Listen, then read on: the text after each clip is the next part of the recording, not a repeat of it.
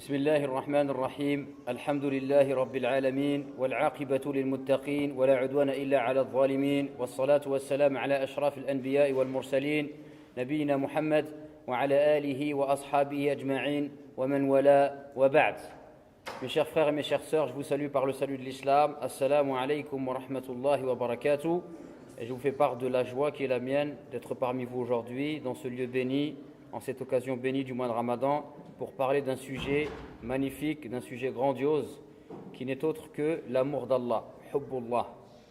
Donc ce sujet, mes chers frères, c'est un océan, c'est un sujet magnifique, c'est un sujet grandiose. Et bien évidemment, ne pensez pas qu'aujourd'hui, en une heure, on va pouvoir parcourir ce sujet dans l'étendue de sa grandeur et de pouvoir en percer tous les mystères et ainsi de suite. Donc nous, juste ce que je vais vous donner, déjà d'une part parce que je suis faible et d'autre part parce que le sujet est immense et que c'est un sujet auquel il faut s'intéresser tout au long de sa vie et auquel tout au long de sa vie, celui qui chemine vers Allah, il va en percer des mystères et des trésors. Aujourd'hui, on va essayer juste, et c'est comme ça que j'ai bâti mon intervention, essayer d'avoir une vision panoramique de ce sujet grandiose qui est le sujet de l'amour d'Allah. Donc le premier chapitre, c'est un chapitre dans lequel on va essayer de démontrer la grande importance de ce sujet en islam. L'amour d'Allah, c'est un sujet central dans notre religion et on va essayer de le démontrer à travers deux points. Le premier point, c'est l'attestation de foi. La ilaha illallah. C'est l'attestation de foi qu'on répète tout le temps. La ilaha illallah. Qui a 4 mots. La, qui signifie une négation. Ilah, donc un terme qu'on va expliquer. Illa, qui signifie l'istithna, donc l'exception. Et Allah. Donc il y a deux termes simples. Al-nafi ou al-istisna, la négation et l'exception. Et après, il y a un terme, c'est Allah, donc c'est la divinité qu'on adore, et un autre terme, al-ilah. Et en fait, Allah, ça vient de l'ilah. Allah, en fait, c'est al-ilah. Et on a contracté l'alif ou l'lam, al, dans ilah, et ça a donné Allah. D'accord? Donc, si on veut vraiment bien comprendre la ilaha illallah, comme les compagnons l'ont compris, parce que les compagnons, lorsqu'ils disaient la ilaha illallah, leur réforme et leur engagement, il était tout de suite, il était direct, comme Abu Dharr al-Ghifari, lorsqu'il s'est engagé, tout de suite, il est parti devant la Kaaba, il a dit ashhadu an la ilaha illallah, ashhadu anna Muhammad Rasulullah, il s'est fait frapper, on a failli le tuer, il est retourné dans sa tribu alors, suivant les conseils du prophète, il a converti toute sa tribu plus une autre tribu à l'islam. Et 13 ans après, lorsque le prophète a fait l'immigration, il est arrivé à Médine et le prophèete il a vu arriver Abu Dharr al-Ghifari avec 2 tribus, la tribu d'Al-Ghifar, la tribu d'Abu Dharr al-Ghifari et une autre tribu. La question, comment ça se fait que lui, il arrive à tirer toute cette force, il arrive à tirer toute cette détermination, il arrive à s'engager comme ça, corps et âme pour l'islam? Parce que eux, quand ils disaient la ilaha illallah, ils avaient compris ce que ça veut dire. Et eux, quand ils disaient la ilaha illallah, ils ressentaient l'envergure de cette parole. Ce qui n'est pas notre cas, nous, à notre époque. Donc, comme je vous ai expliqué, la ilaha, il y a 4 mots. Et le mot-clé, c'est le mot ilah. Si on comprend le mot ilah, comme il était compris par les Arabes à l'époque du prophète, alors on va comprendre l'essence de cette parole-là. Et en fait, l'ilah, c'est un terme qui était utilisé par les Arabes, et notamment un des contextes dans lequel il était utilisé, c'était pour décrire l'état du bébé chameau. Le bébé chameau qu'on prenait, qui tétait le lait de sa mère, lorsqu'on voulait le sevrer, qu'est-ce qu'on faisait? Qu'est-ce qu'ils faisaient les Arabes? Ils le prenaient, ils lui mettaient une muselière, ils le sortaient, ils l'écartaient de sa mère, ils le mettaient à l'entrée de la ville. Et les Arabes, quand ils arrivaient, ils voyaient un bébé chameau avec une muselière en train de pleurer. Et en fait, ils avaient compris qu'il était en train d'être sevré. Et pourquoi il pleure le bébé chameau? Parce qu'il n'a plus le lait de sa mère, il ne sent plus la présence de sa mère, il ne sent plus la douceur de sa mère, l'amour de sa mère, la sécurité, il est seul, et donc il est sentimentalement en souffrance, et donc il est en train de pleurer. Et les Arabes, pour exprimer l'état de ce chameau, qu'est-ce qu'ils disaient? Ils disaient « Laqad aliha al-fasil ». Aliha al-fasil. Al-fasil, c'est le sevré. « Laqad aliha al-fasil ». Aliha, c'est là d'où est tiré le mot « ilah ». Ça veut dire que pour ce bébé chameau, c'est qui son ilah? C'est qui? Sa mère. Donc en fait, l'ilah, c'est une parole qui est en relation avec les sentiments et le ressenti. Et en fait, quand on dit la ilaha illallah, on est en train de dire que l'amour le plus fort qu'il va y avoir dans notre cœur, c'est l'amour qu'on porte pour Allah Azza wa Jal. Donc l'essence de cette parole, la ilaha illallah, c'est l'amour. L'amour d'Allah Azza wa Jal. L'essence du tawhid, c'est l'amour d'Allah Azza wa Jal. Donc on voit bien qu'en fait ce thème-là de l'amour d'Allah, il est central dans notre religion. D'ailleurs, Allah Azza wa Jal nous dit, et c'est un autre point qu'on va développer, وَمَا خَلَقْتُ الْجِنَّ وَالْإِنسَ إِلَّا لِيَعْبُدُونَ. Je n'ai créé les hommes et les djinns que pour qu'ils m'adorent. L'adoration, son premier pilier, c'est quoi? C'est l'amour. Est-ce que Allah il accepte l'adoration de quelqu'un s'il le fait? Et le contraire de l'amour, il le fait, mais il est forcé, il n'a pas envie de le faire. Est-ce que Allah il accepte l'adoration de quelqu'un qui fait ça? Quelqu'un qui prie, mais il n'a pas envie de prier, on l'a forcé à prier. Est-ce qu'Allah il accepte sa prière? Non, il n'accepte pas. La ikraha fi ddin. لا إكراه في الدين قد تبين الرشد من الغي فمن يكفر بالطاغوت ويؤمن بالله فقد استمسك بالعروة الوثقى لا انفصام لها. Ici, la ikraha fi ddin, point de contrainte aux religions. Personne en religion, on peut le forcer à faire quelque chose s'il n'en a pas envie. Parce que l'adoration, elle doit être faite par conviction, elle doit être faite par amour. L'obéissance à Allah Azza wa Jal, elle doit être faite, elle doit avoir pour point de départ l'amour d'Allah Azza wa Jal. L'adoration, elle doit avoir pour point de départ l'amour pour Allah Azza wa Jal. Donc toute adoration qui serait faite sous la contrainte, bien évidemment, elle n'est pas acceptée en islam. D'accord? D'ailleurs, les fuqaha nous disent, c'est un exemple que je vais citer, que imaginez une personne qui vit dans un état islamique et il doit sortir zakat al-mal. Mais lui, il ne veut pas sortir zakat al-mal. Dans un état islamique, le calife, il va lui envoyer les percepteurs. Ils vont arriver chez lui, ils vont lui dire « t'as pas sorti zakat al-mal », ils vont évaluer ses richesses et d'eux-mêmes, ils vont extraire zakat al-mal. Est-ce que là, s'ils lui ont extrait zakat al-mal, est-ce que son adoration, elle a accepté? Non, son adoration n'est pas acceptée. Pourquoi? Parce que les percepteurs, en prenant son argent et en le donnant à la caisse des musulmans, ils ont pris le droit des pauvres. Mais il reste encore un droit, c'est le droit d'Allah. C'est-à-dire de donner zakat al-mal avec l'envie de se soumettre à la loi d'Allah. Et là, comme on l'a forcé, il n'y a pas ça, donc sa zakat al-mal, elle n'est pas acceptée. La ikraha fi ddin. Donc vous voyez bien, mes chers frères, et je vous pose la question, si vous n'êtes pas d'accord, on peut encore ramener plein d'autres éléments pour vous convaincre, mais est-ce que vous êtes tous d'accord avec moi, et mes sœurs aussi là où je vous pose la question, que l'amour d'Allah, c'est central dans la religion? On est d'accord ou pas? D'ailleurs, il y a un poète qui nous dit Ta'sil ilah wa anta taz'umu hubba.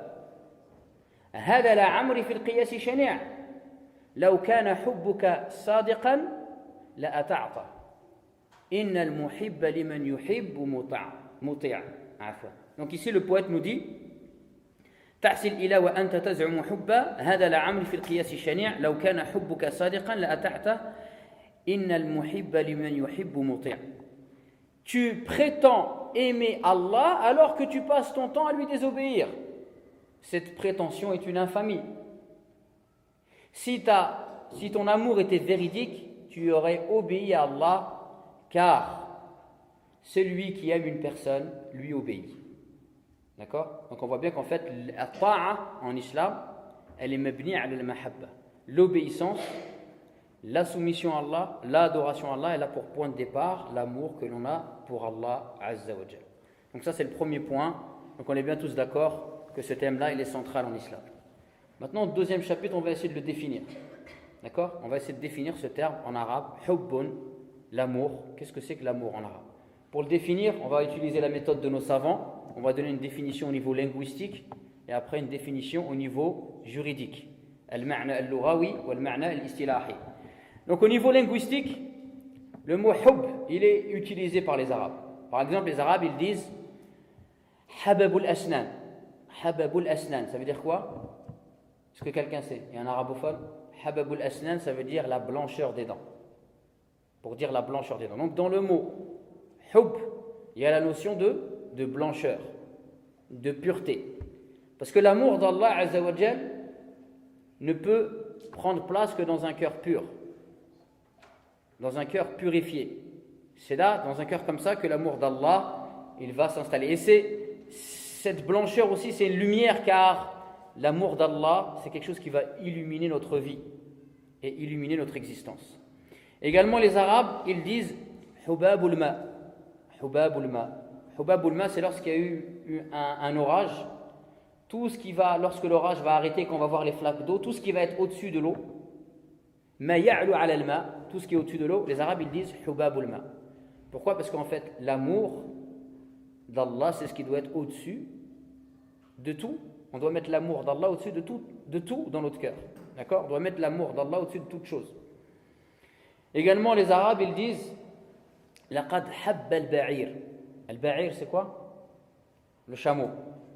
Laqad habba al-ba'ir. Lorsqu'un chameau, après une longue marche, il s'assoit, c'est très difficile de le faire se relever. Et on voit qu'il s'assoit, il n'a pas envie de se relever. Et pour exprimer cette lourdeur et le fait que le chameau il veut rester au sol, on dit laqad habba al-ba'ir. Donc dans le terme hub, il y a la notion de quoi? La notion de s'installer et de rester. Pourquoi? Parce que l'amour d'Allah, lorsqu'il rentre dans le cœur d'une personne, il s'enracine et c'est très difficile de le déloger. Parce que celui qui a goûté à l'amour d'Allah, tout le reste va lui paraître dérisoire. Également on dit al-habba. Al-habba c'est quoi? Al-habba sauda. C'est quoi par exemple? Habba sauda. Hein? La graine. Hein? La graine. Pourquoi? Parce que la graine, c'est ce qui est à l'origine de tout. D'accord? On va planter la graine, c'est ce qui va... Et bien l'amour d'Allah, c'est exactement la même chose. C'est quelque chose c'est une graine qui va être dans notre cœur, mais qui va être à l'origine de tout. Qui va être à l'origine de nos actes, à l'origine de nos décisions, de nos choix, de nos pensées, de notre comportement, de notre réforme, etc., etc. Donc c'est à partir de l'amour d'Allah dans notre cœur que notre islam vraiment il va naître et il va se développer. Également, dans le terme hub, il y a la notion de contenance. Par exemple, on dit hibbul ma'u lil ina. Pour décrire l'eau qui est contenue par le seau, on dit hibbul ma'u lil ina. Pourquoi la contenance? Et en fait, la contenance, c'est quoi? C'est que l'amour d'Allah, si on aime vraiment Allah, cet amour, il va englober notre vie. Tout ce qu'on va faire, tout ce qu'on va dire, là où on va aller, nos fréquentations, nos loisirs, nos choix, notre travail, etc., tout sera englobé par l'amour d'Allah. Pourquoi? Parce que celui qui aime Allah aime les choses que Allah aime et les gens que Allah aime, et il déteste les choses que Allah déteste et il déteste les gens que Allah déteste. Donc forcément, dans sa vie, qu'est-ce qui va orienter ses choix, la direction qu'il va prendre, etc. C'est l'amour d'Allah Azza wa Jalla. Donc je répète, dans le terme hub, il y a la notion de pureté, de lumière, il y a la notion de le fait d'élever une chose au-dessus des autres, il y a la notion de quoi? De s'installer durablement et fermement, il y a la notion aussi de graine, et la graine c'est de là dont tout va naître, et il y a la notion aussi de quoi? La notion de contenance, car l'amour d'Allah il va englober toute notre vie. Également, il y en a qui font du tajwid, avec le Cheikh Reda, vous faites du tajwid? Non? Oui? Vous avez fait makhrij al-huruf? Oui? Donc dans ha, il y a combien de lettres? Dans hubbun, il y a 2 lettres. La lettre ha et la lettre ba. La lettre ha, d'où elle sort? Min huruf al-haq, de la gorge. Et c'est les lettres qu'on va sortir qui sont le plus à l'intérieur de nous-mêmes. D'accord? Et c'est pour ça que d'ailleurs en France, c'est des lettres qui vont pas, qui prononcent pas. Et que si vous appelez Hassan ou Hamid, jamais ils vous appelleront Hassan ou Hamid, mais ils vont appeler Hassan et Hamid. Parce que ha, ils n'arrivent pas. D'accord? Parce qu'il faut aller le chercher du fond là, d'accord? Et la lettre ba, d'où elle sort? Min huruf shafawi, des lèvres. C'est les lettres qui sont le plus à l'extrémité de notre corps. Pourquoi? Parce qu'en fait l'amour c'est quelque chose qui est à l'intérieur et qui va se voir à l'extérieur. L'amour c'est quelque chose qui est à l'intérieur, dans notre cœur, mais s'il est vraiment réel et il est puissant, il va se voir à l'extérieur, par notre comportement, etc., notre attitude, nos engagements, etc. Donc vous voyez déjà, rien qu'au niveau linguistique, qu'est-ce qu'on peut dire sur ce terme-là? C'est qu'il est très riche, ce terme. Oui ou non? Eh bien, au niveau de l'istilah, j'ai trouvé plus de 40 définitions. Et l'imam Ibn Qayyim al-Jawziyya, dans son livre Madarij al-Salikin, il ramène plus de 30 définitions à l'amour d'Allah. Et il nous dit, en préambule, en introduction, que il est pratiquement indéfinissable, ce terme. Il faut l'expérimenter, il faut goûter. Mais on ne peut pas trop le définir. Et ceux qui l'ont défini ne l'ont défini que par ses causes par ses conséquences, par ses tenants, par ses aboutissants, par ses réalités, par ses manifestations, mais que finalement, il est très difficile à définir. Mais on va essayer, Inch'Allah. Par exemple, parmi les définitions qu'on peut donner, c'est Mailul Qalb, c'est le penchant du cœur. L'amour, c'est quand ton cœur, il penche vers quelque chose. D'autres ont dit, l'amour d'Allah, c'est un feu qui brûle dans ton cœur. Et en fait, le feu, c'est quoi? Le feu, c'est la lumière. Parce qu'il ne peut y avoir d'amour sans connaissance d'Allah. Le feu, c'est la lumière, parce que l'amour d'Allah, Azzawajal, c'est quelque chose qui va t'illuminer, et qui va t'éclairer, et qui va te permettre de différencier les bonnes choses et les mauvaises choses.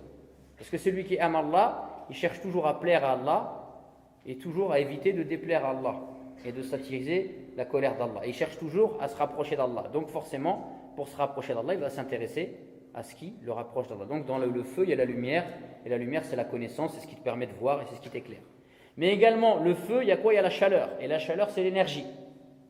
Parce qu'en fait, l'amour d'Allah, lorsqu'il est dans le cœur d'une personne, ça va lui permettre de brûler toutes les mauvaises choses qu'on a dans notre cœur. Par exemple, si tu as un peu d'orgueil, si tu aimes Allah, eh ben, tu vas brûler l'orgueil qu'il y a dans ton cœur. Si tu es jaloux, tu vas brûler la jalousie qu'il y a dans ton cœur. Si tu es quelqu'un de dur, eh ben, tu vas brûler cette dureté qu'il y a dans ton cœur par l'amour d'Allah Azzawajal. Si tu es quelqu'un d'avare, tu vas brûler ton avarice qu'il y a dans ton cœur par l'amour d'Allah Azzawajal. Et donc l'amour d'Allah, c'est l'énergie, non seulement qui va te permettre de te débarrasser des choses qui y a en toi qu'Allah n'aime pas, mais en plus qui va te permettre de faire les choses que Allah aime bien, qui va te permettre de te lever le matin pour faire la prière du Fajr régulièrement à la mosquée, etc., etc., qui va te permettre de délaisser des péchés, de baisser le regard dans la rue, etc., etc. D'accord? Donc l'amour d'Allah au niveau juridique. L'amour d'Allah en islam, et ça il faut bien le comprendre, il n'est pas en opposition avec la peur d'Allah et l'espoir en Allah. L'amour d'Allah en islam, il n'est pas en contradiction avec al-khashya ou al-khawf et al-raja. Pourquoi je vous dis ça? Parce que certains ont développé ce sujet de l'amour d'Allah et ils ont exagéré dans ce sujet-là, au point que certains ont dit in kuntu a'buduka khawfan min narika fahriqni biha wa in kuntu a'buduka raja'an min jannatik fahrimni minha. Certains ont dit, et ça c'est des gens sages qui ont dit ça, c'est pas n'importe qui, c'est des gens sages. Ils se sont trompés, ils ont exagéré, mais ça ne veut pas dire qu'ils sont égarés quoi que ce soit. Mais ça, en tout cas, cette parole-là et ce concept-là, il n'est pas acceptable dans l'islam, et on va le démontrer, Inch'Allah. Donc cette personne a dit, « Oh Allah, si je t'adore parce que j'ai peur de ton enfer, alors brûle-moi par ton enfer. Et si je t'adore parce que j'espère gagner ton paradis, alors interdis-moi ton paradis. » Et donc ces gens-là, ils ont opposé la crainte d'Allah et l'espoir en Allah à l'amour d'Allah. Or, en fait, l'amour d'Allah, lorsqu'il est véritable, il va engendrer la peur d'Allah et il va engendrer l'espoir en Allah. Car si j'aime Allah, alors je vais avoir peur de lui désobéir. Et je vais avoir peur de m'éloigner d'Allah Azzawajal par mes faits et mes actes et mes dires. Si j'aime Allah réellement, je vais avoir peur de tout ce qui va causer la colère d'Allah Azzawajal. Et d'ailleurs, vous méditez bien que si on a peur d'Allah, c'est pas comme si on a peur des gens. Si j'ai peur de quelqu'un, je vais chercher à m'écarter de lui. Par contre, si j'ai peur d'Allah, je vais chercher à me rapprocher d'Allah. D'accord? Donc la peur d'Allah, elle n'est pas comme la peur des hommes. Également, si j'aime Allah, forcément, je vais espérer bénéficier de la grande grâce d'Allah Azzawajal, de sa générosité, de ses bienfaits, c'est naturel. Et d'ailleurs, l'imam Ibn Qayyim al-Jawziyya, il nous dit, l'amour d'Allah, c'est comme une barque qui nous permet de cheminer vers Allah. Et cette barque-là, pour avancer, elle a une rame qui est la peur d'Allah et une autre rame qui est l'espoir en Allah, l'espoir de sa miséricorde. Et c'est qu'avec ces deux rames, dans cette barque qui est l'amour d'Allah, que je vais pouvoir avancer vers Allah Azzawajal. Et d'ailleurs, quand on dit Alhamdulillahi Rabbil Alamin, ce verset-là, il a la saveur de l'amour, car je suis en train de célébrer les louanges d'Allah pour tout ce qu'il m'a donné. Il nous a créés, etc. Donc ce verset-là, il a la saveur de l'amour. Et quand je dis Ar-Rahman Ar-Rahim, le tout miséricordieux, le très miséricordieux, ce verset-là, il a la saveur de l'espoir, parce que je sais que je fais des péchés et je suis faible, mais j'ai un grand espoir en la miséricorde d'Allah Azzawajal. Et quand je dis Maliki Yawmiddin, ce verset-là a la saveur De la crainte. Je crains ce jour où je serai devant Allah avec mes péchés et mes bonnes actions, où rien n'échappe à Allah Azza wa Jal, où on sera tous tout nus. Et ce jour-là, vous savez bien, il n'y a pas de passeport, il n'y a pas de diplôme, il n'y a pas de réchois, il n'y a pas de passe-droit. Tout le monde est pareil avec ses péchés et ses bonnes actions. Donc forcément, je crains ce jour. Et c'est une fois que j'ai donc l'amour, la crainte et l'espoir que je dis Iyyaka na'budu wa iyyaka nasta'in. C'est toi seul que nous adorons et c'est de toi seul que nous implorons le secours. Donc, pour définir l'amour d'Allah en islam, il faut bien prendre conscience que l'amour d'Allah en islam, elle n'est pas en opposition avec la crainte d'Allah et l'espoir d'Allah, mais l'amour d'Allah englobe la crainte d'Allah et l'espoir en Allah. Et d'ailleurs, lorsque des gens ont prétendu aimer Allah, et il y a un verset qui a été révélé. Ce verset, on l'appelle Ayatul Imtihan, le verset de l'examen.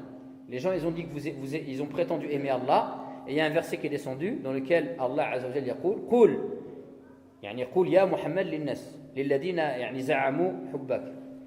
Qul in kuntum tuhibbuna Allah fattabi'uni yuhibbukum Allah wa yaghfir lakum dhunubakum. Dis si vous aimez vraiment Allah, alors suivez-moi et Allah vous aimera. Donc ici, en fait, on voit bien que l'amour d'Allah correspond au fait de suivre le prophète. Et le prophète, est-ce qu'il avait peur d'Allah? Oui. Est-ce qu'il espérait le paradis d'Allah? Oui. Est-ce qu'il avait peur de son enfer? Oui. Donc vous voyez bien. Et le prophète, c'est celui qui aimait le plus Allah, et c'est celui qui espérait le plus en lui, et c'est celui qui avait le plus peur d'Allah. Car il nous dit, je suis celui parmi vous qui craint le plus Allah. Donc l'amour d'Allah englobe en islam la crainte et l'espoir. Et enfin, toujours pour définir l'amour d'Allah, est-ce que si j'aime Allah, ça veut dire que si je vais aimer ma femme, mes enfants, la nourriture, les beaux habits, je suis en train de commettre un péché?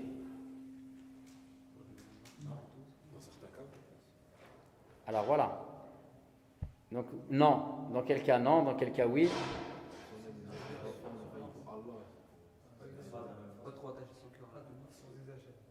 Voilà, donc en fait, pourquoi je vous dis ça? Parce que il faut différencier.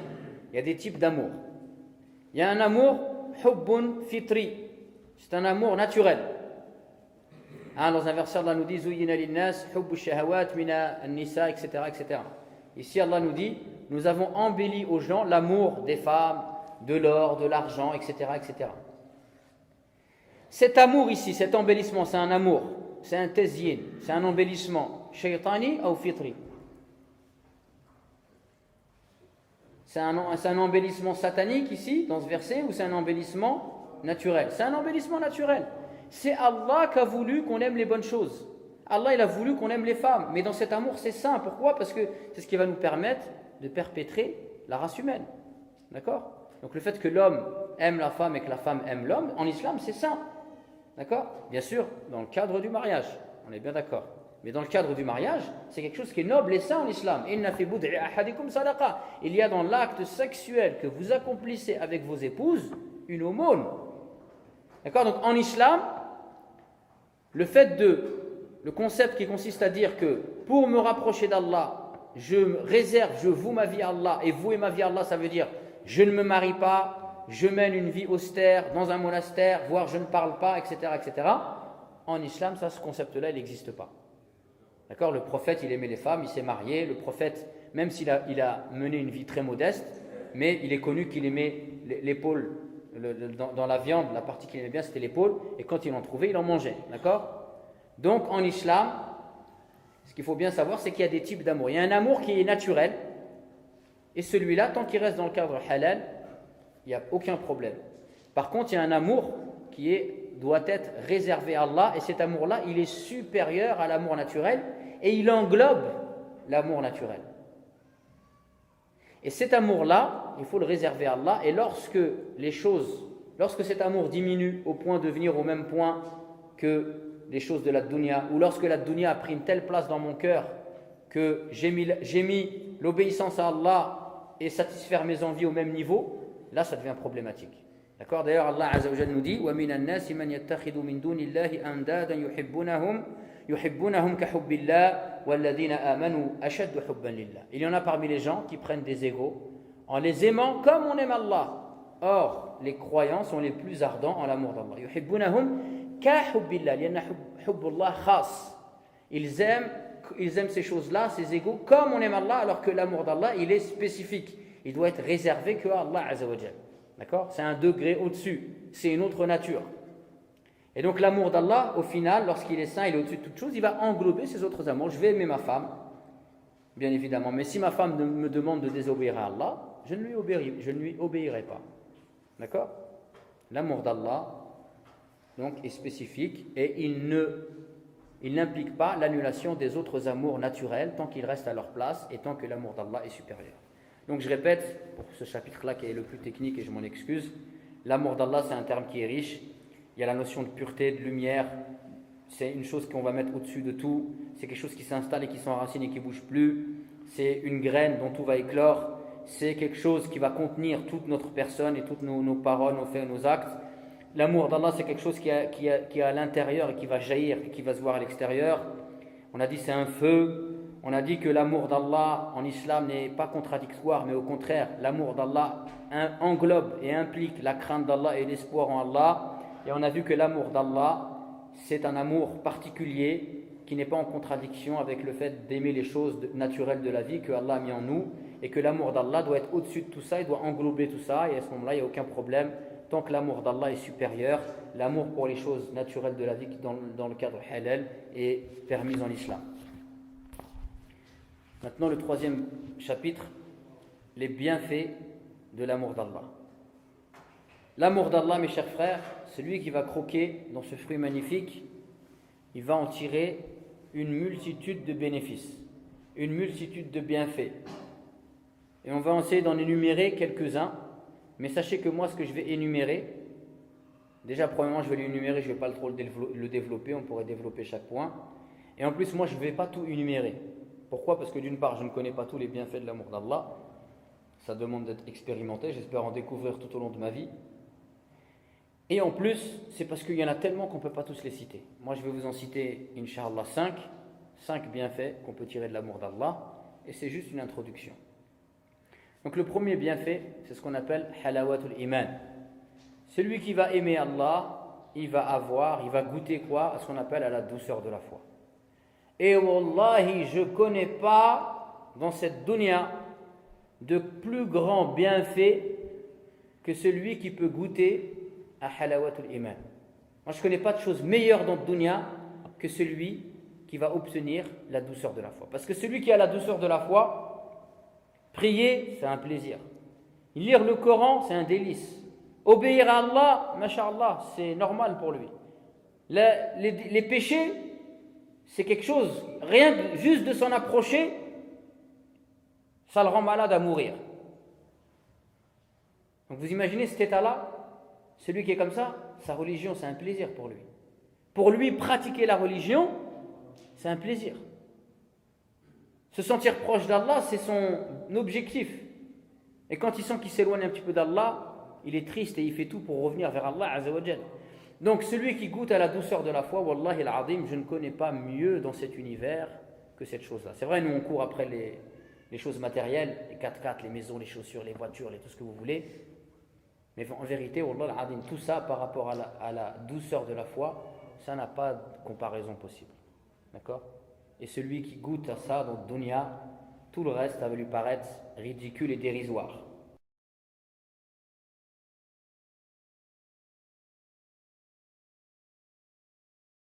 يكون الله ورسوله أحب إليه مما سواهما وأن يحب المرء لا يحبه إلا لله وأن يكره أن يعود في الكفر بعد إذ أنقذه الله كما يكره أن يقذف في النار. Donc dans ce hadith, le prophète nous dit 3 choses, si elles sont dans une personne, cette personne-là goûtera à ce magnifique trésor qui est la douceur de la foi. C'est quoi ces 3 choses-là? La première, c'est qu'il aime Allah et son messager plus que tout. Donc déjà, pour avoir halawatul iman, c'est quoi? Il faut avoir l'amour d'Allah Azza wa Jalla et de son prophète plus que tout. La deuxième des choses, c'est que il faut aimer c'est que lorsqu'on aime une chose, on ne l'aime que pour Allah. Parce que si on aime Allah, comme j'ai dit, on va aimer ce que Allah aime et détester ce que Allah déteste. Donc si on aime Allah vraiment, forcément on va aimer les gens et les choses que Allah aime. D'accord? Et la troisième des choses, c'est quoi? C'est qu'il déteste revenir à la mécréance comme il détesterait être jeté en enfer. Wallah hafadna jami'an. Donc vous voyez bien que les trois choses pour goûter à l'amour d'Allah, ils sont en relation avec quoi? Avec l'amour d'Allah Azza wa Jal. Parce que même quand il faut détester la mécréance, ça c'est quoi? C'est en rapport avec l'amour. Parce que si tu aimes l'iman, forcément tu vas détester le kufr. Si tu aimes la foi, tu vas détester la mécréance. Et si tu vas aimer Allah, tu vas vouloir aller dans son paradis, tu vas détester et aller en enfer. Allah hafadna jami'an. Donc vous voyez bien dans ce hadith-là, la douceur de la foi, elle est en relation directe avec quoi? Avec l'amour d'Allah Azza wa Jal. Et personne ne peut goûter à la douceur de la foi s'il n'a pas développé en lui l'amour pour Allah Jalla Jalaluhu. Le deuxième bienfait de l'amour d'Allah, c'est que le jour du jugement dernier, dans notre vie après notre mort, on sera avec les gens qu'on aime. Donc si on aime Messi, Ronaldo, Barry White, Stevie Wonder ou je ne sais pas qui encore, eh bien on sera avec eux le jour du jugement dernier. Par contre, si on aime le prophète, les prophètes, Abu Bakr Siddiq, Omar, Ibn Khattab, Bilal dont on a parlé hier, on sera avec eux. Mais le problème c'est quoi? C'est que nous aujourd'hui on connaît plus la vie de Messi, de Ronaldo, etc. Par contre si on parle des compagnons, là c'est reset, RAZ, remise à zéro. Et c'est pas possible d'aimer des gens si on ne les connaît pas. Et en plus, si on a vidé notre cœur de l'attachement aux prophètes, à ses compagnons, aux personnalités nobles de l'islam. Vous savez que dans l'islam, on a eu des grandes personnalités, Salah ad-Din al-Ayyubi, Tariq ibn Ziyad, et j'en passe et des meilleurs, Mohammed al-Fatih, etc. Nous, on ne connaît pas des personnages qui ont, je veux dire, par exemple, Salah ad-Din al-Ayyubi, même des non-musulmans, ils connaissent son histoire. Il y a des livres qui ont été écrits sur lui, etc. C'est un grand personnage de l'islam. Nous, on ne connaît pas ces gens-là. Donc, on a vidé notre cœur de ces personnalités-là qu'on devrait aimer et qu'on devrait connaître. Et on a rempli notre cœur avec quoi? Avec le zbel de la télévision. Hein? Non, mais c'est vrai. Donc, il faut se remettre en question. Regardez, il y a quelqu'un, il est venu voir le prophète, et il est venu le voir et lui a dit « Informe-moi sur la fin du monde. » Et le prophète, il lui a dit « Ma a'dadta laha » Et la personne a dit « Qala hubba Allahi wa rasuli wa qala anta ma'a man ahbabt » Quelqu'un, il est venu voir le prophète, il lui a dit « Informe-moi au sujet de la fin du monde. » C'est quand que ça va venir? Et le prophète, il lui a dit « Qu'est-ce que tu as préparé pour la fin du monde ?» Et il lui a dit « L'amour d'Allah et de son messager. » Et le prophète lui a répondu « Tu seras avec ceux que tu aimes. » C'est-à-dire que dans ta vie, après ta mort, tu seras avec les gens que tu as aimés sur terre. Donc mes chers frères, l'amour d'Allah c'est un grand bienfait, mais celui que dans son cœur il est attaché à d'autres bêtises, il faut qu'il fasse attention parce qu'il est en train de le payer ici-bas, mais il le payera là-haut. Et donc il faut toujours se poser la question de savoir à qui j'ai donné mon cœur. Est-ce que c'est Lady Gaga, ou là je ne sais pas qui encore, ou est-ce que c'est les compagnons, les 10 qui sont promis au paradis par exemple? Il faut se poser ce genre de questions. Parmi les bienfaits de l'amour d'Allah également, il y a le fait que celui qui va aimer Allah, eh bien, Allah il va faire en sorte que les anges vont l'aimer et que même les gens de bien sur terre vont l'aimer. Ça vous est jamais arrivé? Vous ne connaissez pas quelqu'un et il arrive et vous l'aimez? Ça vous est jamais arrivé? Sachez que si c'est le cas, il y a de fortes chances, c'est parce que si cet amour-là, il est sincère, etc., il y a de fortes chances, c'est parce que cette personne-là, Allah l'aime. Et donc, comme Allah aime cette personne, eh bien, Allah il a fait en sorte que les gens dans leur cœur, ils aiment cette personne-là. Dans un hadith, il est rapporté, c'est un hadith qudusi, donc c'est Allah qui dit إذا أحب الله عبدا نادى جبريل فقال له إني قد أحببت فلانا فينادي في السماء ثم ينزل له المحبة في الأرض محبة في أهل الأرض. Donc c'est un hadith dans lequel il est rapporté que si Allah aime une personne, il appelle Jibril et il lui dit Inni qad ahbabtu fulan, j'aime, il appelle Jibril, il lui offre au Jibril, j'aime un tel. Et donc après Jibril, il appelle dans les cieux tous les anges et il leur dit à tous les anges Allah il aime un tel. Et automatiquement tous les anges ils vous aiment et ils prient pour vous. Et ensuite tous les anges ils vont répandre. ثُمَّ يُنَزِّلُ لَهُ الْمَحَبَّةَ فِي أَهْلِ الْأَرْضِ. Et ensuite, ces anges-là, ils vont répandre ton amour parmi les gens de bien sur terre. Regardez, c'est pas magnifique? Masha'Allah, si on aime Allah, Allah il va faire en sorte que les gens nous aimeront. Également, parmi un autre bienfait de l'amour d'Allah, c'est que celui qui va aimer Allah, il va atteindre une station spirituelle qu'on appelle Ar-Rida, la satisfaction. Radiyallahu anhum wa radu an. Allah est satisfait d'eux et ils sont satisfaits de lui. C'est-à-dire que cette station spirituelle qui est la satisfaction, celui qui va aimer Allah, eh bien, peu importe ce qui lui arrive sur terre, il sera toujours satisfait. Il va vivre sur terre, peut-être des fois il aura des moments de pauvreté, de maladie, d'épreuves, mais lui il sera satisfait. Il sait que c'est des épreuves qui sont faites par Allah, suivant une sagesse qui relève d'Allah Azza wa Jal et qui nous échappe, mais que dans chaque chose il y a du khair, et que de toute façon il n'a pas d'autre choix que de patienter, et qu'après la difficulté vient la facilité, et que des fois dans un mal il y a un bien, et dans un bien il y a un mal. Et donc celui qui aime Allah, et bien cette vie-là, il va la traverser, il va surmonter ses épreuves, il va franchir ses obstacles, mais dans son cœur, il sera toujours quoi? Satisfait d'Allah Azza wa Jal. Il sera apaisé. Et c'est pareil aussi, ça c'est un grand bienfait que celui qui a la satisfaction d'Allah, parce que peu importe les difficultés qu'il aura dans la vie, il sera toujours satisfait. Et enfin, le dernier bienfait de l'amour d'Allah, c'est que ça va nous permettre de réaliser l'ikhlas. C'est quoi l'ikhlas? La sincérité. Et c'est quoi la sincérité? C'est de faire les choses que pour Allah.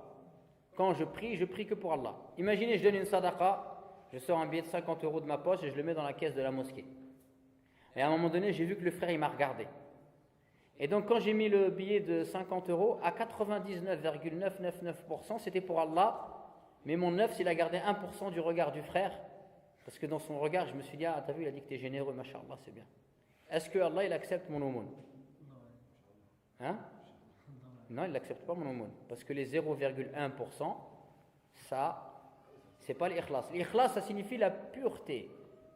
L'ikhlas, il y a safa fil lugha al-arabiyya, la pureté. Ça veut dire que ce que je fais, je le fais pour Allah à 100%. Il n'y a rien qui s'est mélangé. Donc même s'il y a 0,111%, c'est mort. Donc vous voyez, c'est pour ça que la sincérité, c'est très difficile. Même si intellectuellement, c'est facile à comprendre, spirituellement, vivre avec, c'est très difficile. Et c'est l'éducation spirituelle de toute une vie. Et les grands imams de la communauté, comme par exemple Sufyan al-Thawri, il nous disait, je n'ai pas guéri quelque chose de plus dur pour moi que la pureté de mon intention. Et ça, c'est un grand imam de la communauté. D'accord? Donc la sincérité, c'est très difficile à réaliser. Et c'est une lutte de chaque instant. Chaque fois que je fais quelque chose, avant, je dois me demander qu'est-ce qui me motive. Pendant, je dois toujours veiller à ce que mon intention reste bien collée. Et après, il faut que je me dise, est-ce que vraiment j'ai été sincère ou pas? Et quand vous êtes comme ça, vous allez vous apercevoir que ça fait peur. Beaucoup de choses qu'on fait, on s'aperçoit que parfois on n'est pas sincère, si on est honnête avec soi-même. D'accord? Et cette sincérité qui est donc une condition sine qua non pour que les œuvres que l'on fait soient acceptées par Allah, on ne pourra la réaliser que lorsqu'on aime Allah. Parce que faire quelque chose que pour Allah, vous pourrez le faire que lorsque vous aimez Allah plus que tout, plus que vous-même. Si j'aime Allah plus que moi-même, quand je vais donner, je ne vais rien laisser pour moi. Je vais dire non, je fais que pour Allah. Je n'ai que faire moi des éloges de Foulen ou d'Ilal. D'accord? Donc vous imaginez bien que l'amour d'Allah c'est fondamental, parce que sans amour d'Allah, il ne pourra pas réaliser cette sincérité qui est sine qua non et qui est très importante pour la réalisation de l'amour d'Allah, de la sincérité, de l'acceptation des œuvres. Non?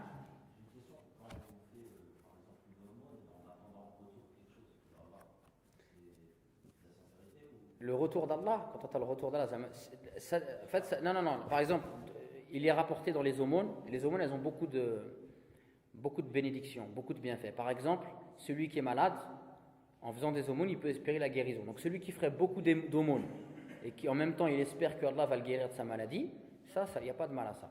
D'accord?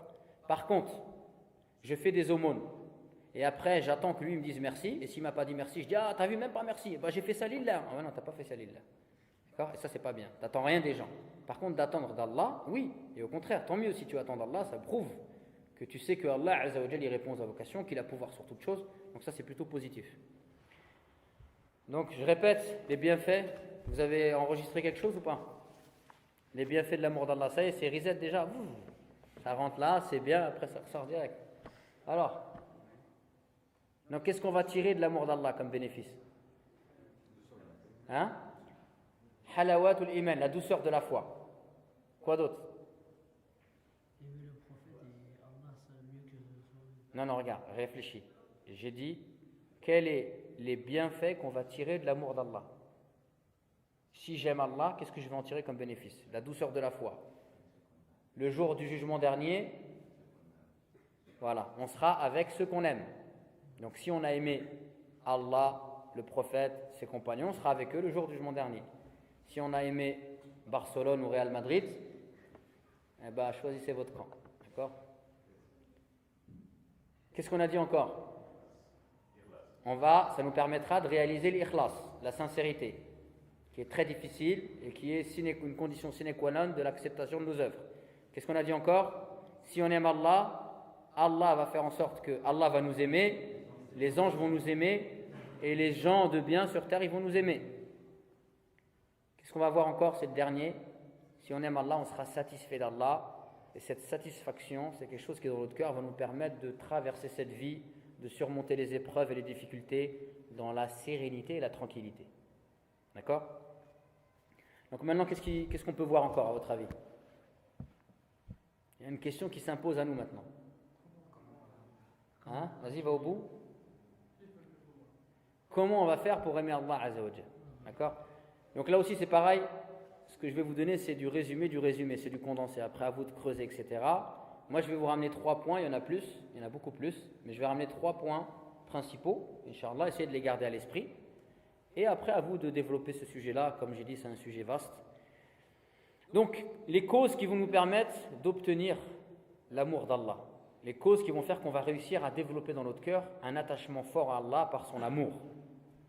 Bien évidemment, la première des choses, c'est quoi? C'est la connaissance. La connaissance d'Allah. Qui est Allah? Est-ce que c'est possible d'aimer quelqu'un si on ne le connaît pas? C'est pas possible. D'accord? Fa'lam annahu la ilaha illallah. Sache que la ilaha illallah. Donc Allah, il nous demande, et c'est une obligation ici, de le connaître. Fa'lam annahu la ilaha illallah. Sache que la ilaha illallah. Également, Allah nous dit Walillahi al-asma'ul husna fad'uhu biha. La connaissance d'Allah par ses noms et ses attributs. À Allah appartient les plus beaux noms, invoquez-le par ceci. Donc, la connaissance d'Allah, la connaissance du tawhid, la connaissance du droit d'Allah, la connaissance des noms et des attributs d'Allah, c'est une voie par laquelle on va aimer Allah, à condition d'étudier cette science-là avec pour finalité de s'éduquer. J'étudie les noms et les attributs d'Allah dans le respect de la tradition de nos salafs, mais avec pour finalité de quoi? De ressentir la grandeur d'Allah. Par exemple, Allah c'est l'alim, donc je vais méditer et je vais me rendre compte qu'Allah il connaît tout sur tout. Il n'y a pas une feuille dans tout l'univers, ou on va dire dans toute la terre, qui tombe sans qu'Allah n'en ait la connaissance. Vous êtes dans une plage, Allah il connaît exactement le grain de sable, le nombre de grains de sable qu'il y a dans cette plage. Subhanallah, c'est immense. Donc celui qui va dans cette voie-là, la connaissance des noms et des attributs d'Allah, bil manhaj at-tarbawi, afin de s'éduquer, de ressentir la grandeur d'Allah, alors celui-là, il va développer en lui l'amour d'Allah. Pourquoi? Parce qu'il va se rendre compte de la grandeur d'Allah Azza wa Jal, de la générosité d'Allah. Allah nous a tout donné. Il maintient l'oxygène dans cet univers. S'il n'y a pas d'oxygène, on ne peut pas vivre. Est-ce qu'il y a quelqu'un qui s'occupe de l'oxygène? C'est l'EDF, GDF qui maintient l'oxygène? Non, c'est qui? C'est Allah Azza wa Jal. La Terre, elle tourne autour du Soleil, suivant un orbite, et si elle dévie d'1 degré, il n'y a plus la possibilité de vie sur Terre. Qui maintient cette orbite? C'est les aiguilleurs de la SNCF? Non, c'est Allah. Donc Allah, il maintient cet univers et il pourvoit aux besoins de cet univers. Et regardez, tout à l'heure, j'ai parlé de la respiration. Essayez de compter le nombre de respirations que vous faites en 1 minute, en 1 heure, en 1 journée, en 1 semaine, en 1 mois. C'est incalculable. Et cette respiration-là, elle est vitale. Si on ne respire pas, on meurt. Vous imaginez un peu tous les bienfaits d'Allah Azza wa Jal? In ta'uddu ni'matallahi la tuhsuha. Si vous cherchiez à dénombrer les bienfaits d'Allah, vous n'auriez pas la capacité de le faire. D'accord? Vous ne sauriez les dénombrer. Pourquoi? Parce que les bienfaits d'Allah, ils sont immenses. Donc celui qui va connaître Allah par cette voie-là, il va aimer Allah Azza wa Jal. Il va aimer Allah Azza wa Jal, il va se rendre compte de sa grandeur, de sa générosité, du fait qu'Allah il nous a tout donné, du fait qu'Allah il prend soin de nous.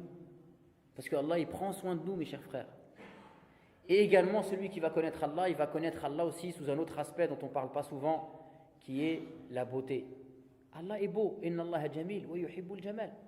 Et forcément, quand quelqu'un est beau, on l'aime. Et Allah est le plus beau. Et toutes les beautés que vous voyez sur terre, elles ne sont issues que du Créateur, qui est Allah Azza wa Jal. Allah, par exemple, il est Al-Majid, le majestueux. Donc celui qui va connaître Allah, mes chers frères, par ses noms et ses attributs, il va développer en lui l'amour d'Allah Azza wa Jal. Ça, c'était le premier point. Le deuxième point qui va nous permettre de développer l'amour d'Allah, et c'est quelque chose de très important, c'est la lecture du Coran au quotidien avec méditation. Celui qui lit le Coran au quotidien avec méditation, c'est une voie par laquelle il va développer en lui l'amour d'Allah. Et la lecture du Coran, c'est, dites-vous bien, pour votre vie spirituelle, c'est fondamental de lire le Coran, d'être attaché au Coran, de le lire, d'aimer l'écouter, de le lire et d'essayer de ressentir des choses, de l'étudier, pas forcément de... Quand on dit tadabbur c'est un degré au-dessus du tafsir. Mais le tafsir, c'est un bahr. Ça ne veut pas dire qu'il faut qu'on soit tous des mufassirs, mais au moins, quand on lit le Coran, il faut qu'on sache les mots, qu'est-ce que ça signifie, le verset, en gros, qu'est-ce que ça veut dire, sans forcément aller loin dans le tafsir. Mais quand vous avez ça, après, vous pouvez faire tadabbur. Tadabbur, c'est pour tout le monde. Nous avons facilité le Coran pour la méditation. Y a-t-il des gens qui veulent méditer pour le rappel? Y a-t-il des gens qui veulent se rappeler? Donc en fait, si on connaît le minimum requis pour le tafsir, le minimum, je lis un verset, je sais ce que ça veut dire, j'ai compris les mots, le minimum, après je peux passer au tadabbur. Tadabbur, c'est avec le cœur. Je lis le Coran et je lis le Coran comme si Allah Azza wa Jal, il me parle. Je lis le Coran comme si Allah me parle. Et en fait, Allah il me parle quand il lit le Coran. C'est ça la magie du Coran. Il faut lire le Coran comme si Allah il vous parle. Quand vous lisez le Coran, c'est une discussion entre vous et Allah Azza wa Jal. Et à chaque fois que vous lisez un verset, il faut faire des... C'est ça, tadabbur, c'est de faire un travail de projection. J'en suis où, moi, par rapport à ce verset? Et d'essayer de se projeter, de s'approprier ce verset. Dire, moi, par rapport à ça, j'en suis où? Quand Allah il parle du paradis, de penser au paradis. Quand Allah il parle de l'enfer, de penser à l'enfer. Et quand vous lisez le Coran comme ça, je ne peux pas expliquer ce que c'est que le tadabbur, parce que c'est bien évidemment un peu plus subtil que ça, un peu plus compliqué, mais je vous invite à découvrir cet exercice spirituel qui est fondamental. Et donc, celui qui va lire le Coran comme ça, lui, en vérité, il va développer un lien avec Allah Azza wa Jal qui est fort. Parce que si on dit qu'on aime Allah, imaginez celui, par exemple, je suis imam, donc des fois il y a des gens qui viennent me parler. Une fois il y a une sœur qui est venue me voir, elle m'a dit voilà, j'ai rencontré un frère sur internet, on veut se marier, il est bien, il est gentil, il m'appelle 15 fois par jour, etc. Et donc vous voyez bien que les gens, quand ils sont on est imam, mais on est moderne, hein, c'est ce qui se passe autour de nous, hein. Facebook et Mektoub et Smito Adak Mythique, hein. Même dans Mythique, je sais, il y a une page que pour les musulmans. Hein. Tu dis, moi je veux un musulman, je suis musulman, etc. Donc, les gens, ils se font avoir. Pourquoi? Parce que celui qui est amoureux au début, et c'est un amour artificiel, qu'est-ce qu'il fait? Il passe son temps, il appelle tout le temps sa copine. T'es où? Tu fais quoi? Je suis dans le métro. Ah, t'es où? Attends, je suis sur la salle de bain. Ah, t'es où? Ah, t'es où? Hein? Allô, t'es où? Parce que ça, c'est un amour artificiel. Regardez comment il est. Donc nous, si vraiment on aime Allah, en réalité, on ne pourra pas se passer au moins une fois par jour d'ouvrir le Coran et de discuter avec Allah Azza wa Jal. D'avoir ce moment privilégié où on va parler avec Allah Azza wa Jal. Est-ce que vous me suivez? Donc si on prétend aimer Allah et que dans notre vie le Coran il n'a aucune place, en vérité on est des menteurs. D'accord? En vérité on est des menteurs. Si on aime Allah, en vérité le Coran, ça va être notre moyen de communication avec Allah et notre moyen de discuter avec lui. Et quand vous êtes comme ça, vous verrez qu'à chaque fois que vous allez lire le Coran, souvent vous aurez des problèmes dans la vie ou des choses qui vont vous perturber et ce moment où vous allez lire le Coran, c'est en lisant le Coran que vous allez retrouver des réponses. Faites l'expérience et Wallah al-Adim, vous allez voir que vous allez vivre ces moments-là. Et quand vous allez vivre ces moments-là, vous allez vous sentir proche d'Allah Azza wa Jal et vous n'allez plus avoir besoin des gens. Vous allez comprendre qu'en fait Allah Azza wa Jal, il est là et il veille sur vous. Il faut juste faire cet effort de s'éduquer à revenir vers Allah Azza wa Jal. Donc le deuxième point, c'était la lecture du Coran. Le troisième point, c'est quoi? Alors oui, ça peut être les actes surrogatoires, parce qu'on a cité la lecture du Coran, le dit qu'en fait c'est des actes surrogatoires, mais effectivement dans un hadith Qudusi, le prophète, c'est un hadith dans lequel il dit que la personne plus elle se rapproche par les actes surrogatoires et Allah l'aime, d'accord? Et donc là le troisième point que je vais citer moi, c'est le dhikr. Celui qui va pratiquer le dhikr de manière quotidienne et de manière régulière, un dhikr pareil de qualité, je prononce des paroles avec ma bouche, intellectuellement je sais ce que ça signifie, et dans mon cœur, quand je les prononce, je ressens ces paroles-là. Je dis Alhamdulillah, et je sais ce que ça signifie. Ça signifie que je suis en train d'attribuer toutes les caractéristiques de la perfection à Allah Azza wa Jal, intellectuellement. Et quand je dis Alhamdulillah, je le ressens dans mon cœur. Quand je dis Subhanallah, je sais que ça signifie Tanzi. Je suis en train de purifier la conception que je me fais d'Allah de toutes les imperfections. Et donc je suis en train de purifier Allah dans ma conception que j'ai de lui, de toute imperfection, de toute ressemblance avec les créatures. Donc là, vous voyez, quand vous dites ces mots-là, et que vous savez ce que ça veut dire, et que vous les prononcez, et que vous les ressentez dans votre cœur, là vous êtes en train de pratiquer un dhikr qui va vous permettre de développer l'amour d'Allah. Et le dhikr, non seulement vous allez développer l'amour d'Allah, mais vous allez l'entretenir. Parce que regardez, en fait quand on fait du dhikr, on est en train de parler d'Allah. Quand les gens ils aiment celui qui est fan de PSG ou de je sais pas quoi, là on va parler de PSG, c'est à côté. Quand celui qui est fan de PSG, il parle tout le temps de PSG. Est-ce qu'il n'y en a pas, parmi vous, il n'y en a pas un au travail qui a un guignol qui est fan du PSG, tout le temps il parle du PSG. Ah là il y a le match, il vient avec les maillots et trucs, les résultats, les transferts, tout. Il y a tout le temps sa langue elle est meshroul avec le PSG. C'est vrai ou c'est pas vrai? Moi il y a un zigoto dans mon travail, j'espère qu'il ne regarde pas la vidéo. Hein? Bon, il n'y a pas de chance, c'est pas un musulman, mais tout le temps il casse la tête à tout le monde avec le PSG.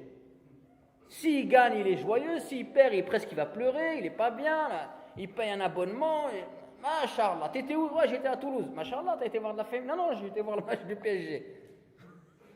PSG. Il aime le PSG, il parle tout le temps du PSG. Donc nous, si on aime Allah, il faut que dans notre bouche, on prononce souvent le mot d'Allah.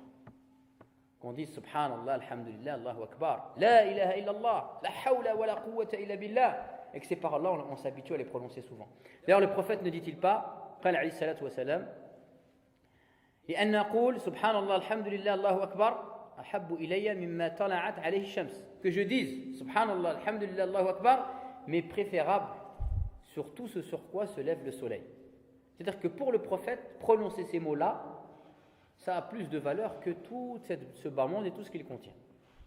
D'accord? Donc, je répète, je vais vous faire répéter, Inch'Allah, c'est quoi les trois choses qui vont nous permettre trois choses que j'ai citées, il y en a d'autres qui vont nous permettre de développer l'amour d'Allah.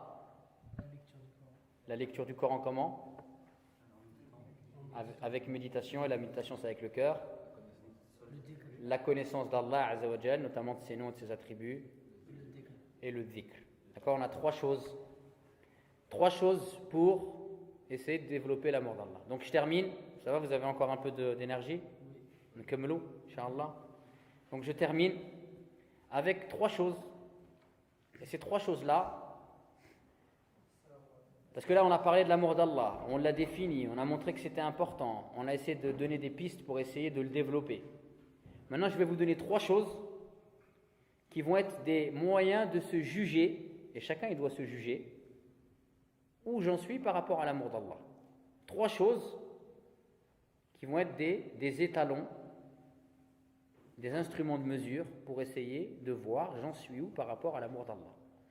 La première des choses, Allah nous dit dans les versets du Coran, فَإِنَّ اللَّهَ يُحِبُّ الْمُتَّقِينَ إِنَّ اللَّهَ لَا يُحِبُّ كُلَّ مُخْتَالٍ فَخُورٍ وَاللَّهُ لَا يُحِبُّ الظَّالِمِينَ وَاللَّهُ يُحِبُّ الصَّابِرِينَ وَاللَّهُ يُحِبُّ المحسنين إن الله يحب التوابين ويحب المتطهرين إن الله يحب الذين يقاتلون في سبيله صفا كأنهم بنيان مرصوص. Donc ici dans ces versets, Allah, il nous parle de choses qu'il aime et de choses qu'il n'aime pas. Il nous dit par exemple, Allah aime ceux qui le craignent, ceux qui ont la taqwa. Allah aime ceux qui sont patients. Allah aime ceux qui sont bienfaisants. Allah aime ceux qui se repentent et ceux qui se purifient. Et Allah, il aime ceux qui combattent dans sa voie en rang serré. Et Allah, il aime bien les gens qui s'engagent dans la voie d'Allah et dans la lutte pour la voie d'Allah, etc., mais qui soient organisés. Et Allah, par contre, il n'aime pas le présomptueux plein de gorioles. Il n'aime pas ceux qui sont orgueilleux. Et Allah, il n'aime pas ceux qui sont injustes. Donc on a dit, si j'aime Allah, je vais aimer ce que Allah aime et je vais détester ce que Allah déteste. On est bien d'accord? Donc normalement, puisque je rappelle que Allah nous a créés, et quand il nous a créés, il a mis en nous des bons côtés et des mauvais côtés. Par l'âme est celui qui l'a harmonieusement façonné, qui lui a inspiré sa piété et son immoralité. Donc tous en nous, on a quoi? On a une partie de piété et une partie d'immoralité. On a des bonnes choses et des mauvaises choses, tous. Après, il y a celui qui se tourne vers Allah et qui se purifie, et donc il fait triompher ses bons côtés sur ses mauvais côtés, et il efface ses mauvais côtés. Et il y a celui qui ne s'est pas tourné vers Allah, donc là c'est Shaitan qui va s'occuper de lui, et là c'est ses mauvais côtés qui vont prendre le dessus. D'accord? Et donc nous, comme on sait qu'on a tous des mauvais côtés, quand on entend ces versets, on entend que les choses que Allah aime, on doit se dire, est-ce que moi je suis comme ça? Allah il aime les gens qui sont justes, est-ce que moi je suis juste? Allah il aime les gens qui sont bienfaisants, est-ce que moi je suis bienfaisant? Allah il aime les gens qui s'engagent, etc. Est-ce que je suis comme ça? Allah il n'aime pas les orgueilleux, est-ce que j'ai pas de l'orgueil en moi? A'udhu-billah, il faut que je m'en débarrasse. Donc une des choses qui va nous permettre de voir si on a vraiment de l'amour pour Allah, c'est quoi? C'est de travailler pour se réformer. Et normalement, le musulman, qu'est-ce qu'il doit faire? La première étape, c'est qu'il doit identifier les choses mauvaises qu'il a en lui. Et wallahi, on en a tous. Et on doit avoir cette capacité à les identifier. Et ça, wallahi, c'est difficile parce que nous, on fait le contraire. Nous, on regarde les gens, on regarde leurs défauts. Et quand on se regarde, nous, on regarde nos qualités. Et ça, c'est satanique. Normalement, on devrait faire le contraire. Quand on regarde nos frères, on devrait regarder leurs bons côtés. Et quand on se regarde soi, on devrait regarder ses mauvais côtés. Et comme ça nous fait avancer. Ça nous fait avancer au niveau individuel. Et ça nous permet aussi d'être beaucoup plus unis et fraternels. Parce que quand je regarde mes frères, je regarde que les bons côtés, c'est plus facile de s'unir. Par contre, quand moi, je vois que mes bons côtés, mais par contre, chez mes frères, je vois que leurs défauts, ça va être difficile d'être unis et d'être...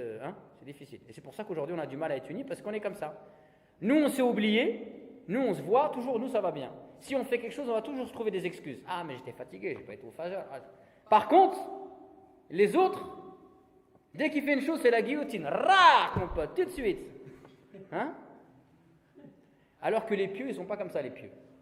Il y a un ancien, il disait, quand moi je vois un jeune, donc c'est un sage, il dit, quand je vois un jeune, je me dis qu'il est mieux que moi. Pourquoi? Parce que comme il a vécu moins longtemps que moi, il a forcément fait moins de péchés que moi.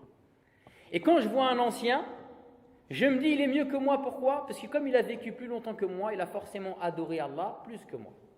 Donc regardez, subhanallah, celui-là, comment il s'est programmé, il s'est mis un logiciel dans sa tête, mais wallahi, celui-là, il doit être tranquille avec les gens. Mais celui qui est le contraire, celui-là, c'est terrible, parce qu'il n'y a rien qui va. Il n'y a que lui qui est bien, tout le monde n'est pas bien. D'accord? Et donc ici, si on veut voir si on est comme on est par rapport à l'amour d'Allah, on en est où par rapport à la purification de nos personnes? Est-ce qu'on a eu cette lucidité d'identifier nos défauts? Est-ce qu'on a eu aussi après ce travail de se dire, de se plaindre à Allah et de dire Allah, oh Allah, regarde, je suis faible, j'ai de l'orgueil, guéris-moi de cet orgueil, oh Allah, j'ai de la jalousie, oh Allah, je suis avare, oh Allah, je suis dur avec les gens, etc., etc. Oh Allah, je suis feignant, etc., etc. Donc, une des voies qui va nous permettre de purification. Donc, il faut se poser cette question, on en est où par rapport à cette purification? J'en suis où par rapport à mes défauts? Qu'est-ce que je fais? Etc., etc. Le deuxième point. قال الله تعالى يا أيها الذين آمنوا من يرتد منكم عن دينه فسوف يأتي الله بقوم يحبهم ويحبونه أذلة على المؤمنين أعزة على الكافرين يجاهدون في سبيل الله ولا يخافون لومة لائم ذلك فضل الله يؤتيه من يشاء والله واسع عليم. Donc de ce verset-là, on va tirer deux choses. La première des choses, donc dans ce verset, Allah nous dit: ô vous les porteurs de la foi, quiconque s'écarte de la religion, alors Allah fera venir un peuple. Allah fera venir un peuple qu'il aimera et ils aimeront Allah, ils seront humbles envers les croyants et ils seront durs envers les incroyants, envers les infidèles.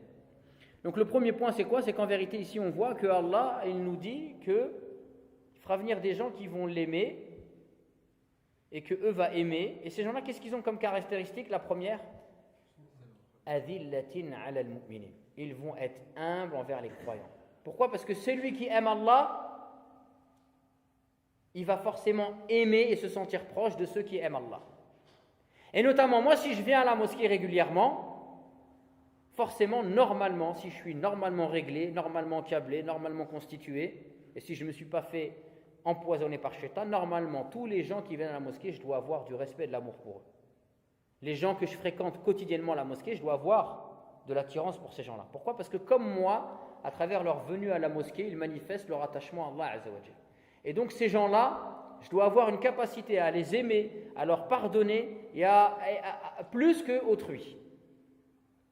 Et donc aujourd'hui, subhanallah, on s'aperçoit que c'est le contraire. On s'aperçoit que les musulmans, il y a de l'animosité entre les musulmans, il y a de la haine, il y a du sectarisme, il y a de la division, il y a tout un tas de problèmes. Et finalement, tout ce tas de problèmes-là, d'où il vient? Il vient du fait que chacun d'entre nous, dans notre attachement à Allah Azza wa Jal, on est faible. Pourquoi? Parce qu'il n'y a pas cet amour. Parce que si vraiment j'aime Allah et vraiment tu aimes Allah, cette chose qui nous a fait venir, toi et moi, à la mosquée, c'est-à-dire l'amour d'Allah, c'est tellement grandiose et c'est tellement fort que forcément ça va nous pousser l'un et l'autre à faire preuve de quoi? De douceur, de compassion. Le jeune, quand il va venir à la mosquée, il va aimer les vieux. Et il va les respecter. Et les vieux, quand ils vont voir des jeunes arriver à la mosquée, ils vont avoir de l'amour pour eux et de la compassion. Et il ne va pas y avoir ce fossé de génération. D'accord? Qu'il y a parfois dans nos mosquées. Ou alors il n'y aura pas aussi pareil de différence entre quoi? Entre les Marocains, les Algériens, les Tunisiens, les Maliens, les Sénégalais, les Chinois, tout ce que vous voulez. Hein? Tout ça, normalement, quand on devrait venir à la mosquée, si vraiment on aime Allah, tout ça, on ne devrait même pas y penser. T'es mon frère, tu pries, je t'aime, khlas. Salam alaikum, alaikum salam. Donc, une des voies qui va nous permettre de voir à la fois au niveau collectif et individuel, on en est où par rapport à l'amour d'Allah, c'est de voir on en est où par rapport à cette fraternité et par rapport à cette union des musulmans. Si on est unis, ça veut dire qu'on aime Allah, parce qu'il n'y a que l'amour d'Allah qui pourra nous réunir, et c'est ça le tawhid.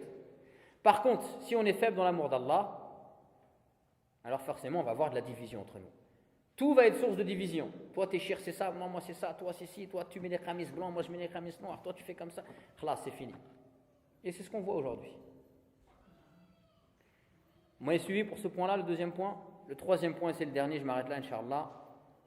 C'est qu'à la fin du verset, Allah il dit, donc, celui qui s'écarte de la religion, Allah fera venir un peuple qui l'aimera et ils aimeront Allah, ils seront humbles envers les croyants et ils seront durs envers les infidèles.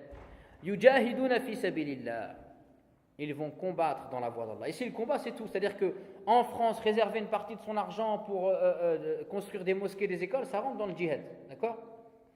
Et donc, en fait, c'est que celui qui aime Allah, si vous aimez vraiment Allah, normalement, ça doit se voir dans votre travail, dans votre engagement pour la religion d'Allah.